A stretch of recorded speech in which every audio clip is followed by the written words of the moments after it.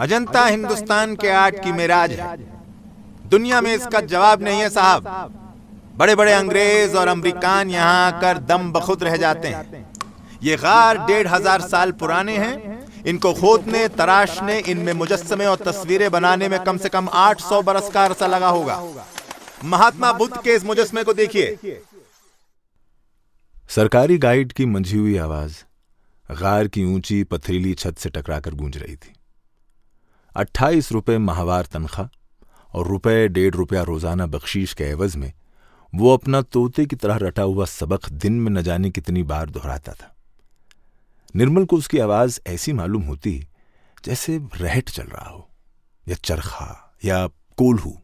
रू रू रू, एक बेमानी बेरूह आवाज का लामुतनाही सिलसिला जो खत्म होने में नहीं आता था। भारती, जो आर्ट की परस्तार भी थी और खुद आर्ट का एक नादिर नमूना भी, गाइड के अल्फाज पर सिर धुन रही थी। हजारों बरस पुराने आर्ट के इस अथाह समंदर में वो डूब जाना चाहती थी। हर तस्वीर, हर मुजस्समे, हर सुतून, हर मेहराब, हर फूल और पत्ती को देखकर उसके मुंह से तारीफ का चश्मा बेइख्तियार फूट निकलता था। ओ निर्मल, निर्मल वो देखो, महात्मा बुद्ध के चेहरे पर कितना सुकून और शांत एक्सप्रेशन है। How wonderful. ओ निर्मल, उस अप्सरा के बालों का श्रृंगार तो देखो, हाउ स्वीट, कितना सुंदर है। निर्मल खामोश था। वो ना गाइड की रू सुन रहा था और ना भारती के पुरजोश तारीफी जुमले। उसकी निगाहें दीवार पर बनाई हुई तस्वीरों पर जरूर थीं, मगर उसे सिवाय धुंधले रंगीन धब्बों के कुछ नजर नहीं आ रहा था। उसके कान गाइड की रटी हुई तकरीर को सुन रहे थे, पर अब तक वो सिर्फ बेमतलब सी आवाज थी, धीमा धीमा शोर। भारती जब बोलती तो निर्मल को ऐसा मालूम होता कि उसके कानों पर कोई गैर मुतल्लिक और कतई गैर जरूरी चोट पड़ी है, जैसे गर्मी की दोपहर में तांबे की तरह तपता हुआ आसमान एक उड़ती हुई चील की हैबतनाक चीख से गूंज उठे। न जाने वो किस नंबर के गार में थे, न जाने वो किस तस्वीर के सामने खड़े हुए थे। गाइड की रू जारी थी। ये देखिए साहिबान, एक पिछले जन्म में सन्यासी के रूप में महात्मा बुद्ध उपदेश दे रहे हैं। बनारस के राजा की ये नर्तकी महात्मा बुद्ध के उपदेश सुनती है। राजा को जब ये मालूम होता है तब वो खुद जाकर सन्यासी से सवाल जवाब करता है। पूछते हैं, तुम कौन और क्या उपदेश दे रहे हो? वो जवाब में कहते हैं, मैं शांति और सच्चाई का जिक्र कर रहा हूं। राजा अपने जल्लाद को हुक्म देता है कि वो सन्यासी के हाथ, पांव, नाक, कान तलवार से काट डाले, पर हर बार महात्मा बुद्ध ने यही कहा कि शांति और सच्चाई तो मेरे दिल में है, नाक, कान, हाथ, पांव में नहीं है।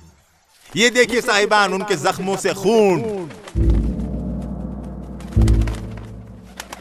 खून, खून। गाइड की बेईमानी लामुतनाही रूरू में से एक लफ्ज ने निर्मल के दिमाग पर हथौड़े की तरह एक चोट लगाई। खून। अजंता के गारों की पथरीली दीवारें यखलख्त फिजा में तहलील हो गई। अब वहां ना मुजस्समे थे, न तस्वीरें, न सुतून, न गाइड और न भारती, न सरसब्ज पहाड़ियां, न वो सुरीले शोर के साथ बहने वाली नदी, न आर्ट और न तारीख, न धर्म और न मजहब, न महात्मा बुद्ध और न बनारस का जालिम राजा। बस खून, खून, खून की नदियां, खून के दरिया, खून का समंदर। और उन खूनी लहरों पर बहता हुआ निर्मल फिर बंबई वापस पहुंच गया। वही खूनी बंबई जहां से भागकर उसने 300 मील परे और 1500 बरस पुराने गारों में पनाह ली थी।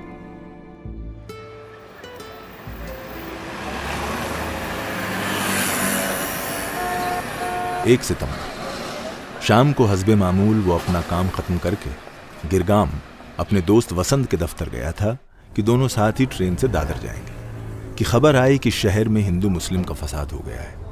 काम छोड़कर हर कोई इस मजबून पर रायजनी करने लगा। अरे तुम देखना, ये फसाद चंद घंटे में दब जाएगा। इस बार गवर्नमेंट ने पूरी तैयारियां कर रखी हैं। पर आज कैसे हो गया?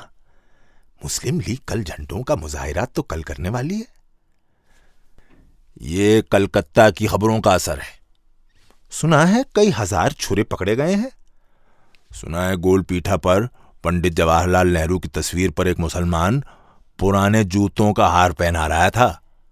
सुना है भिंडी बाजार के मुसलमानों ने कई हिंदुओं को मार डाला। अब पर तुम फिक्र ना करो, अब के हिंदू छुप के बैठने वाले नहीं है। हाँ, इतने में एम्बुलेंस की घंटी की आवाज आई और सब खिड़की की तरफ भागे। सामने हरिकृष्ण दास अस्पताल के दरवाजे में जख्मियों की मोटर दाखिल हो रही थी। एक गठे हुए जिस्म के राहगीर ने, जो धोती और मैली धारीदार कमीज और काली मराठा टोपी पहने हुए था, अस्पताल के दरबान से पूछा, ये कौन थे, हिंदू या मुसलमान? दरबान ने, जो मोटर में झांक चुका था, जवाब दिया, एक मुसलमान, दो हिंदू। और फौरन कोने के हिंदू होटल के सामने खड़े हुए गिरोह में खुसर पुसर शुरू हो गई। सारी चरनी रोड पर दुकानें बंद हो चुकी थीं। होटल के सब दरवाजे बंद थे। सिर्फ बीच वाले लोहे के जंगले का दरवाजा आधा खुला था। ट्राम देर हुई बंद हो चुकी थी। सड़क पर सन्नाटा था। हाँ, ऊपर की मंजिलों से लोग झांक रहे थे। फिजा में एक अजीब तनाव था, जैसे तना हुआ ढोल चोट पड़ने का मुंतजिर हो। यकायक सैंडहर्स्ट रोड के चौराहे की तरफ से किसी के कदमों की चाप सुनाई दी। हर शख्स की निगाहें आवाज की सिमत फिर गईं। एक दुबला सा नौजवान कुर्ता पायजामा पहने हुए आ रहा था, बिल्कुल बेफिक्र, जैसे शहर में फसाद हुआ ही नहीं था। साले की हिम्मत तो देखो, होटल के सामने खड़े हुए गिरोह में से एक आदमी ने कहा, और गठे हुए जिस्म के आदमी का हाथ धारीदार कमीज के नीचे अपनी मैली धोती की तहों में न जाने क्या तलाश करने लगा।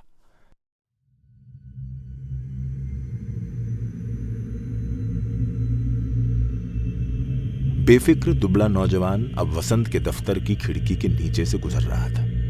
निर्मल ने देखा कि उसके मलमल के कुर्ते में से उसकी हड्डियां नजर आ रही हैं। सांवला रंग, छोटा सा कद, मगर अच्छा ज़हीन चेहरा। कोई क्लर्क या तालिबे इल्म, स्टूडेंट मालूम होता था। न जाने क्यों निर्मल का जी चाहा चिल्ला कर कहे, मियां भाई जरा संभल कर आगे जाना, बड़ा खराब वक्त है। पर उसके मुंह से कोई आवाज न निकली और चश्मे जदन में उसने एक चमकीली छुरी को हवा में बुलंद होते देखा। छुरी हत्थे तक दुबले पतले नौजवान की कमर में उतर गई। उसके हाथ एक बार बेख्तियार उठे, शायद बचाव करने के लिए, मगर अगले लम्हे में वो चकरा कर गिर पड़ा और उसके मुंह से करहाती हुई आवाज निकली, जो फरियाद भी थी और आखिरी हिचकी भी। हाय भगवान!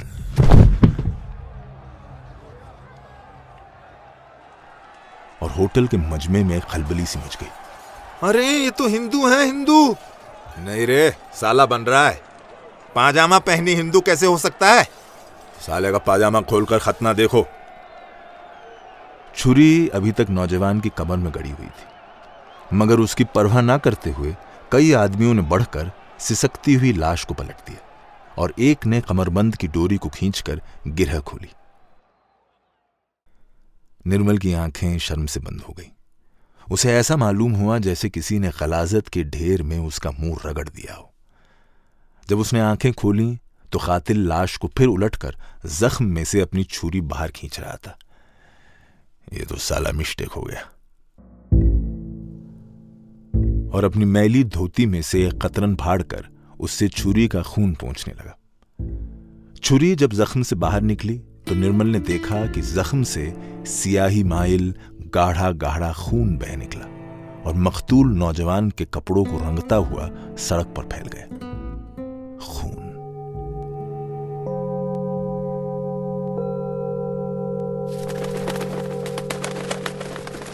निर्मल, ये खून खराबे, फसाद, दंगे से दूर कितनी सुंदर और शांत दुनिया है ना। भारती ने नरमी से, प्रेम से निर्मल की कमर पर हाथ रखते हुए कहा। एक झटके के साथ एक लहर ने उसे खूनी समंदर के बाहर किनारे पर ला फेंका। क्या क्या कहा तुमने भारती? मैं कह रही थी कि अजंता की इन खामोश पुरसुकून गारों में हम बंबई कलकत्ते के खून खराबे से कितने दूर मालूम होते हैं ना, कई हजार बरस दूर। यहां तुम जरूर उन खौफनाक नजारों को भूल सकोगे जो तुमने बंबई में देखे हैं। बेचारी भारती। हसीन और हसीन परस्त भारती। उसका दिल प्रेम से कितना भरपूर था और उसका दिमाग समझ बूझ से कितना खाली। उसे निर्मल से वाकई मोहब्बत थी और वो उसे एक मिनट के लिए भी दुखी नहीं देख सकती थी।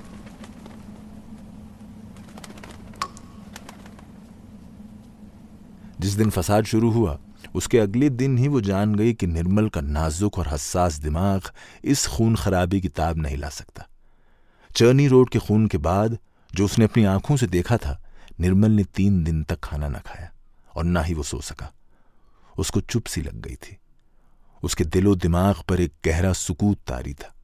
उसने किसी को इसकी वजह न बताई थी। उसके साथियों ने पूछा भी तो उसने टाल दिया, पर भारती से वो हर बात कह देता। उसकी गोद में सिर रखकर निर्मल ने इस खूनी वाकये की तमाम हौलनाक तफसील उसको सुना दी। भारती, उस दुबले पतले नौजवान की सूरत अब मेरी आंखों के सामने फिरती है। उसकी आखिरी चीख अब भी मेरे कानों में गूंज रही है। उसने मेरी नींद उड़ा दी है। रात को सोता भी हूं तो ख्वाबों में देखता हूं कि मैं एक खून के समंदर में डूब रहा हूं और कोई मेरी मदद को नहीं आता। और घूंगर वाले बालों में अपनी मुलायम उंगलियों से कंघी करती हुई भारती ने सोचा, बेचारा निर्मल। अपनी मोहब्बत, अपनी बातों, सिनेमा, ग्रामोफोन, रेडियो, किस किस तरह उसने अपने दोस्त के दिल से उस वाकये को भुलाने की कोशिश की थी, मगर वो नाकामयाब रही। निर्मल की शगुफ्तगी, उसकी मशहूर ज़राफत, उसकी हाजिर जवाबी सिरे से गायब हो गई थी। वो जब कभी भारती से मिलने आता तो घंटों चुपचाप बैठा रहता और उसकी वहशत भरी आंखें टकटकी बांधे फिजा में न जाने क्या देखती रहती। मैं जानती हूं निर्मल, तुम्हारे हसास दिमाग को कितना गहरा घाव लगा है, मगर फॉर गॉड्स सेक अपने आप को संभालो और इस वाकये को भुलाने की कोशिश करो। हाँ, भूल ही जाना चाहिए। और वो सोचता, कौन कौन से वाकयात भुलाने की कोशिश करूं। निर्मल कुमार कुदरत की तरफ से एक शायराना दिल और दिमाग लेकर आया था। उसकी गजलें और नज़में, मज़ामीन, इंशाए लतीफ़ और अफसाने मुल्क की चोटी के मैगजीन्स और जर्नल्स में शाये होते थे। अमीर बाप की बेटी भारती उसकी अदबी काबिलियत की कदरदां और मद्दाह थी। उसका बस चलता तो निर्मल के लिए किसी पहाड़ की चोटी पर एक खूबसूरत बंगला बनवा देती, जहां वो सुकून से अपनी तख्लीकी काम में मसरूफ रहता। मगर वो तो एक रोजाना अखबार में रिपोर्टर था। भारती अक्सर कहती कि उस जैसे अदीब के लिए जर्नलिज्म अख्तियार करना सरासर जुल्म था। इस बात पर निर्मल जवाब देता, भारती, मौजूदा हिंदुस्तान में अदबी तख्लीक सिर्फ दिमागी तैश है और लिखने वाले के लिए अखबार नवीस ही पेट पालने का एक जरिया बन सकता है। इसके अलावा रिपोर्टर की हैसियत से वो जिंदगी के ड्रामाई अनासीर से दो चार रहता। अदालत के मुकदमे, थाने कोतवाली की वारदातें, मजदूरों की हड़तालों और जलसों में उसको इंसानी सीरत का मुताला करने का मौका मिलता और यही मुशाहदात या ऑब्जर्वेशंस उसके तख्लीकी सांचे में ढलकर ऐसे मज़ामीन, अफसाने और नज़में बन जाते थे जिनमें जिंदगी की सच्चाई, जिंदगी की तड़प और जिंदगी की रूह नजर आती थी। रिपोर्टर की हैसियत से निर्मल को फसाद के ज़माने में भी सारे शहर में घूमना पड़ता था। सैंडहर्स्ट रोड, भिंडी बाजार, पायधूनी, बायकला, परेल, दादर, सारा शहर मैदान जंग बना हुआ था। हर महास पर खून और कत्ल के वाक़यात हो रहे थे।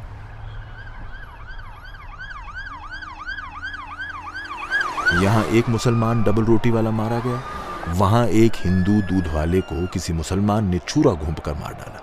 यहां एक पठान का खून हुआ, वहां एक पूर्वी भैया कत्ल हुआ। यहां एक 10 बरस के बच्चे को किसी ने ज़िब्ह कर दिया, वहां एक 11 बरस के बच्चे ने एक राह चलते आदमी की पसलियों में चाकू भोंक दिया। सारा शहर हिंदू बंबई और मुसलमान बंबई में मुनक़सिम हो गए। किसी हिंदू की जुर्रत न थी कि भिंडी बाजार में कदम रख सके, किसी मुसलमान की हिम्मत न थी कि पायधूनी से गुजर सके। पाकिस्तान और अखंड हिंदुस्तान कायम हो गए थे। निर्मल और दूसरे रिपोर्टरों को अक्सर पुलिस या फौज के साथ लॉरियों में गश्त करना पड़ता था। एक दिन एक गोरे सार्जेंट ने निर्मल से कहा, तुम कांग्रेसी पाकिस्तान नहीं चाहते, फिर भी इस वक्त बंबई में पाकिस्तान कायम है या नहीं? तुम लोग तो क्विट इंडिया का नारा लगाते थे ना, हमसे कहते थे निकल जाओ, हिंदुस्तान छोड़ दो। अब हम छोड़ने को तैयार है तो तुम क्यों हमारा खुशामद करता हो? क्यों हमारे पीछे भागता हो? हमारी हिफाजत का मुतालबा करता हो? हिंदू कहता है हमें मुसलमानों से बचाओ, मुसलमान कहते हैं हमें हिंदुओं से बचाओ, पर दोनों हमारी हिफाजत, हमारी तोपों और बंदूकों के मोहताज हैं। दोनों कहते हैं don't quit India.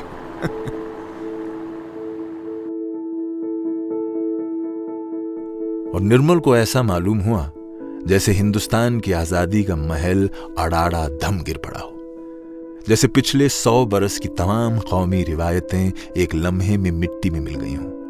Non cooperation और खिलाफत मूवमेंट, स्वदेशी और बॉयकॉट, जलियांवाला बाग की कुर्बानी, गांधी जी और अली बिरादरन, भगत सिंह, सत्याग्रह और सिविल नाफरमानी, तमाम नारे और कौमी गीत, हिंदुस्तान का इत्तेहाद और हिंदुस्तान की इज्जत और आबरू, आर्ट और अदब, मौसीकी और शायरी और मुसव्वरी, हर चीज मिट्टी में मिल गई हो। मिट्टी में मिलकर भी इस कुंदन की चमक नहीं गई। गाइड बक रहा था। अजंता हिंदुस्तान के आर्ट और अदब, मौसीकी और शायरी और मुसव्वरी का लाफानी शाहकार है निर्मल, भारती कह रही थी।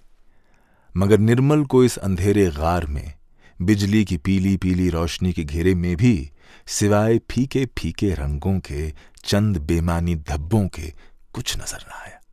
ना हुस्न, ना आर्ट, ना मानी, ना मकसद।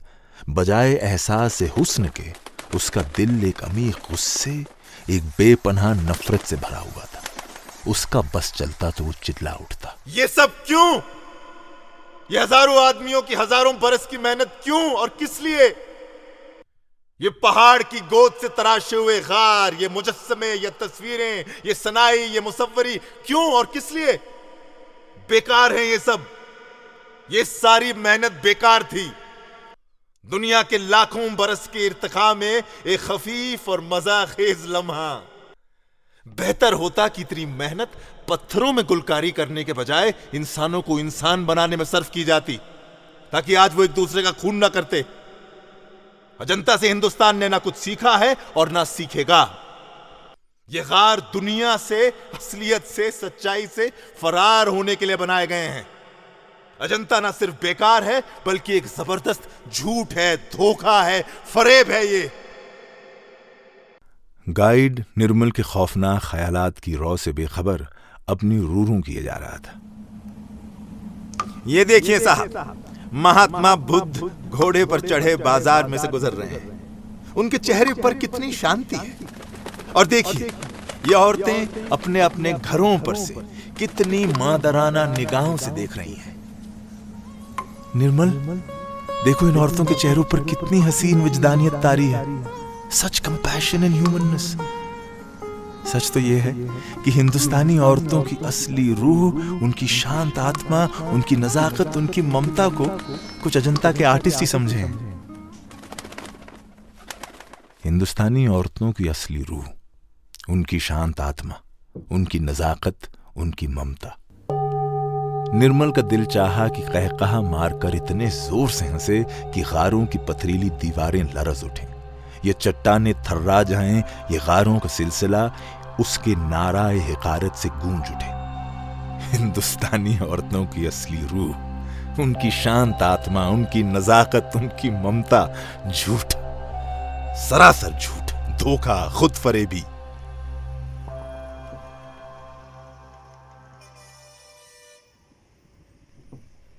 निर्मल ना कम्युनिस्ट था और ना कम्युनिस्टों से हमदर्दी रखता था। मगर एक दिन वो कम्युनिस्ट पार्टी के दफ्तर में पार्टी सेक्रेटरी पूर्णचंद जोशी का बयान लेने गया था कि यकायक सड़क की तरफ से कुछ शोर की आवाज आई और सब खिड़कियों की तरफ भागे। झांक कर देखा तो एक बूढ़ा, सफेद दाढ़ी वाला, बोरी मुसलमान अपने खून में लथपथ सड़क के बीचों बीच पड़ा था, आखिरी सांस ले रहा था।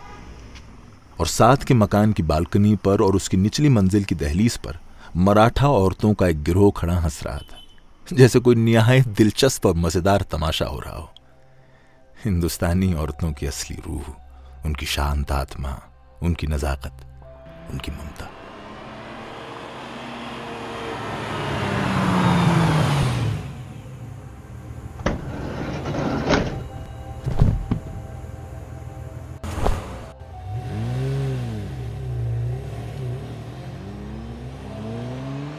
एक रेड क्रॉस की मोटर आई और उस बूढ़े बोरी मुसलमान की लाश को उठाकर ले गई, और सामने वाले मकान में से एक मराठा औरत बाल्टी हाथ में लटकाए निकली और जहां बूढ़े का खून गिरा था वहां निहायत इत्मीनान से पानी बहाकर सड़क को धो गई।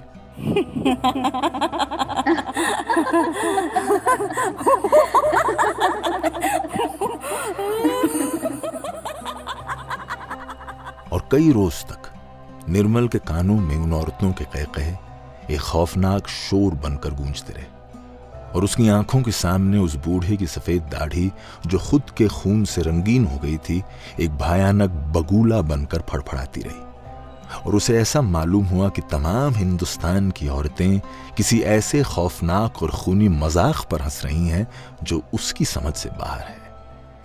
हिंदुस्तानी औरतों की असली रूह, उनकी शांत आत्मा, उनकी नजाकत, उनकी ममता। निर्मल के बहुत से दोस्त मुसलमान थे, मगर फसाद के दिनों में वो उनके मोहल्लों में नहीं जा सकता था। एक दिन उसे मालूम हुआ कि उसके साथी रिपोर्टर और दोस्त हनीफ को सख्त बुखार और सरसाम हो गया है। निर्मल से ना रुका गया और भिंडी बाजार पहुंच ही गया, जहां एक चौल में हनीफ अकेला रहता था। क्रॉफर्ड मार्केट पर सिवाय निर्मल के तमाम हिंदू बस से उतर गए। वो खुद कोट पतलून पहने हुए था और उसके वजह कतर से ये हरगिज न मालूम होता था कि वो हिंदू है या मुसलमान या ईसाई। रंग गोरा होने की वजह से बाज तो उसे पारसी समझते थे, मगर फिर भी ज्यों ज्यों बस बंबई के पाकिस्तानी इलाके में जा रही थी उसका दिल खौफ और परेशानी से धड़क रहा था।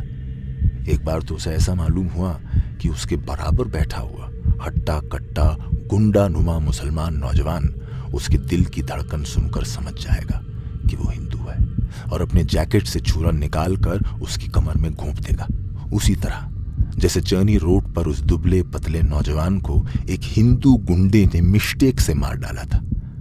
और अचानक न जाने क्यों उसकी कमर की रीढ़ की हड्डी के पास खुजली सी महसूस होने लगी और एक ख्याली चाकू का तेज फल उसकी पसलियों में पेवस्त होता गया। बाटलीवाला अस्पताल के पास वो बस से उतरकर पटरी पर चला तो उसे चारों तरफ से कातिल ही कातिल नजर आए। वो छाबड़ी वाला जो केले और मौसम्बियां बेच रहा था, न जाने वो किस वक्त अपनी तरकारी काटने का चाकू एक हिंदू की कमर में पेवस्त कर दे। वो खौफनाक लाल दाढ़ी वाला पठान तो जरूर एक काफिर बच्ची की तलाश में होगा। पुश्त से पथरीली सड़क पर खट खट कदम करीब आते हुए सुनाई दिए। निर्मल ने घबरा कर मुड़कर देखा, कोई बुर्कापोश औरत थी। एक लम्हे के लिए उसने इत्मीनान की सांस ली कि अचानक उसे ख्याल आया कि इस बुर्के में कोई गुंडा ही छुपा हुआ हो, और वो तकरीबन दौड़ता हुआ हनीफ की चौल की सीढ़ियों पर चढ़ गया। हनीफ सरसामी कैफियत से बेहोश पड़ा था। निर्मल को उसके पास शाम तक ठहरना पड़ा। जब हनीफ की हालत किसी कदर बेहतर हुई और उसने वापस जाने का इरादा किया, उसी वक्त एक सिपाही भोंपू में पुकारता हुआ वहां से गुजरा। होशियार, खबरदार, शाम के 5 बजे से कई इलाकों में 24 घंटे का कर्फ्यू लगा दिया गया है। कोई घर से ना निकले, क्योंकि गश्ती फौजियों को सरे राह चलने वालों पर गोली चलाने का अहकाम दिए गए हैं। होशियार, खबरदार। निर्मल ने घड़ी देखी, 5 बजने में 10 मिनट थे। इतनी देर में उसका शिवाजी पार्क पहुंचना नामुमकिन था। चारों नाचार उसने रात हनीफ के कमरे में गुजारने का फैसला कर लिया। हनीफ का कमरा किनारे पर था। एक खिड़की में से बड़ी सड़क नजर आती थी, दूसरी एक गली में खुलती थी। सड़क पर भगदड़ मची हुई थी। हर कोई जल्द से जल्द अपने घर पहुंचने की फिक्र में था। निर्मल ने देखा एक पूर्वी दूध वाला भैया, जिसकी लंबी चोटी दूर दूर से पुकार कर कहती है कि मैं हिंदू हूं। कंधे पर बहंगी जिसमें दूध की घड़ोइयां रखी हुई हैं, सरासीमा नजरों से इधर उधर आगे पीछे देखता हुआ चला आ रहा है। और उस चर्नी रोड वाले वाकये की तरह निर्मल का फिर बेख्तियार जी चाहा कि चिल्लाकर दूध वाले भैया को खतरे से आगाह कर दे, मगर इस बार फिर अल्फाज उसकी जुबान पर जम कर रह गए और चश्म जदन में 3 तगड़े तहमतबंद जवानों ने उस दुबले पतले काले पूर्वी को घेर लिया। कहां जाता है बे काफिर के बच्चे? दूध वाले भैया की घिग्गी बंद गई। उससे कोई जवाब न बन पड़ा। शायद उसे इन तीनों की आंखों में अपनी मौत नजर आई। वो वापस मुड़ा। उधर भी गनीम का एक गिरोह खड़ा हुआ उसकी तरफ कातिलाना नजरों से घूर रहा था, एक हिरन की तरह जो हर तरफ मस्क शुदा शिकारियों से घिर गया हो। उसने एक लम्हे के लिए मायूस आंखों से इधर उधर देखा और फिर दफातन वो उस गली की तरफ भागा और उसके ताक़ुब में 5 शिकारी कुत्ते। निर्मल भाग कर गली वाली खिड़की की तरफ गया, मगर अभी वो उधर पहुंच नहीं पाया था कि दूध वाले भैया के खुद अपनी बहंगी से उलझकर गिरने की आवाज आई। पीतल की घड़ोइयां एक झनकार के साथ सड़क पर औंध गईं और उनका दूध एक सफेद नहर बनकर बह निकला। निर्मल ने खिड़की में से देखा तो उस सफेद दूध में पूर्वी का सुर्ख लाल खून मिल चुका था। भागकर जा रहा था साला।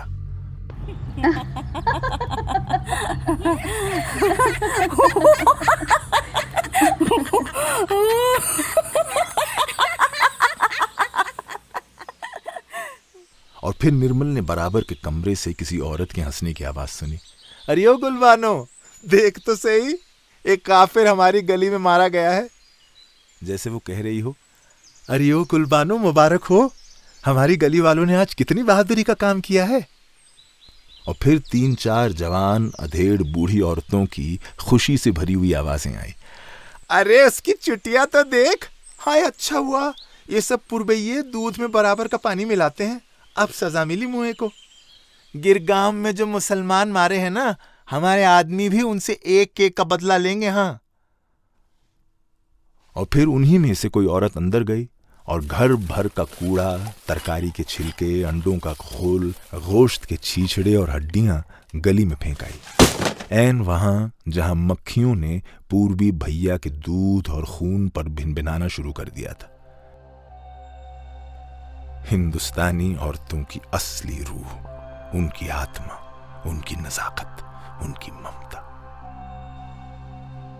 सैंडहर्स्ट रोड वाली औरतों और भिंडी बाजार वाली औरतों के खूनी कहकहे मिलकर निर्मल के लाशऊर पर एक मुहीब गूंज बनकर छाए हुए थे।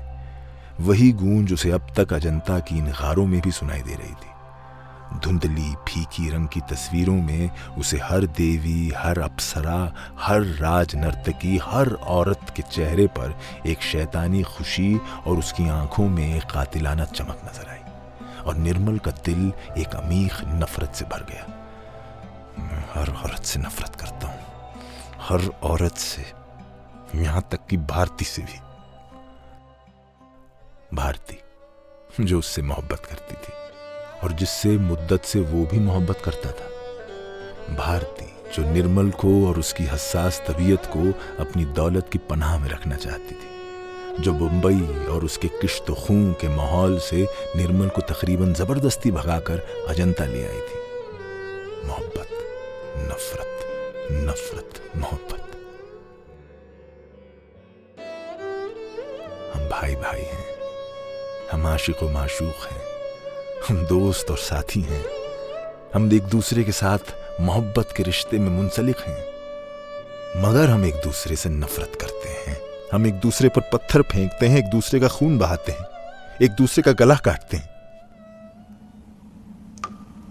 ये देखिए साहब, ये लाश देखिए, सिर अलग और धड़ अलग। गाइड अपनी रू किए जा रहा था। बोलते बोलते उसको पसीना आ गया था, मगर उसकी आवाज न थकती थी। और भारती, नाजुक, नफासत पसंद, हसास, नर्म दिल भारती, गार की दीवार पर तस्वीर ही में लाशें देखकर उसके चेहरे का रंग उड़ा जा रहा था। इस जालिम राजा ने सबको कत्ल कर दिया है।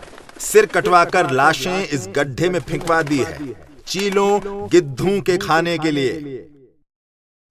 और निर्मल के दिमाग में यह गैर मुतल्लिक ख्याल रेंगता हुआ चला आया कि दरअसल राजा जालिम नहीं था, बल्कि शायद उसे गिद्धों और चीलों का बड़ा ख्याल था।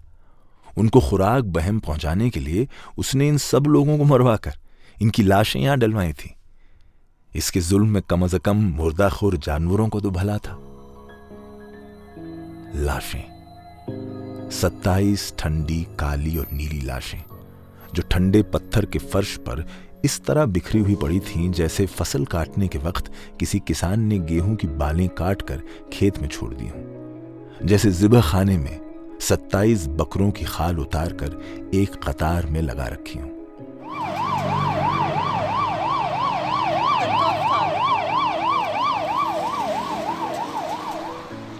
निर्मल अखबार के लिए रिपोर्ट लेने अस्पताल गया था और वहां उसे पता चल गया कि किसी कमरे में फसाद के मख्तूलीन की लाशें पोस्टमार्टम और करोनर के फैसले के लिए रखी गई हैं। उसने उम्र भर में सिर्फ एक बार एक लाश मेडिकल कॉलेज की सर्जरी वार्ड में रखी हुई देखी थी। तब भी 3 वक्त उसने खाना न खाया था। वो फटी फटी मुर्दा आंखें उसका ताक़ुब करती रही थी। मगर यहां एक लाश नहीं, 27 लाशें रखी थीं। बूढ़े, जवान, बच्चे, सूखे हुए जिस्म, किसी की कमर में घाव, किसी की आंतें पेट से बाहर निकली हुई, किसी की गर्दन से सिर जुदा धड़ के करीब रखा हुआ, किसी का भेजा फटे हुए सिर में से बाहर उबलता हुआ। इनमें से कौन हिंदू था और कौन मुसलमान? मौत की बिरादरी में सब एक थे। कातिल की छुरी ने सबको बराबर बराबर लिटा दिया था। ये ठंडा पथरीला फर्श, ये था उनका पाकिस्तान और उनका हिंदुस्तान। ये बेकार मौत, ये पथराई हुई आंखें, ये सन्नाटा, ये बेचारगी, ये थी उनकी आजादी। ये था उनका इस्लाम और ये था उनका वैदिक धर्म। जय जय महादेव, अल्लाहु अकबर।